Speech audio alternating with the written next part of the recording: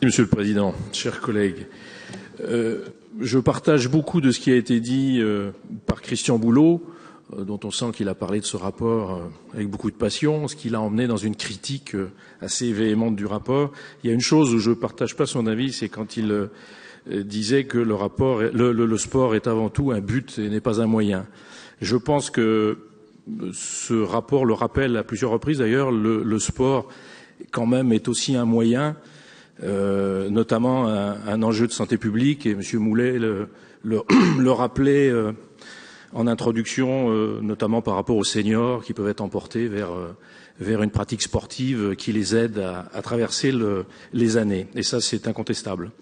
Donc, je pense aussi que ce rapport doit garder un œil lucide jusqu'au bout.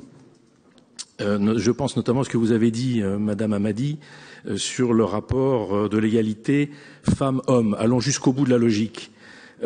Un des enjeux essentiels, et vous le rappelez dans votre rapport, du sport, c'est à travers, par exemple, dans la région Centre-Val de Loire, les 640 000 licenciés, dont beaucoup sont de la jeunesse, bien entendu. C'est un enjeu d'éducation à la citoyenneté, même si c'est pas son but, c'est incontestablement un moyen d'éducation à la citoyenneté. Et dans ce sujet, il y a une notion qui est totalement oubliée dans votre rapport. Je ne sais pas si c'est par pudeur ou simplement parce que vous n'en prenez pas la mesure, mais mon propos, c'est de ne pas abandonner les responsables bénévoles partout sur le territoire français qui peuvent être confrontés à ce problème. Et ce problème, encore une fois, c'est la laïcité dans le sport. J'entends déjà certains qui pourront dire, attention, il veut encore hystériser le sujet. Non, j'en veux pour preuve.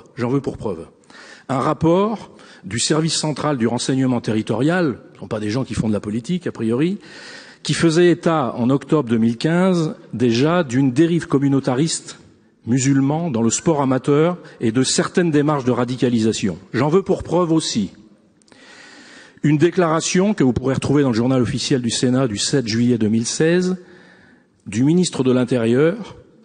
En l'occurrence, il s'agissait de M. Cazeneuve, qui n'est pas suspect d'amitié particulière, notamment pour le Front National, et qui dit la chose suivante.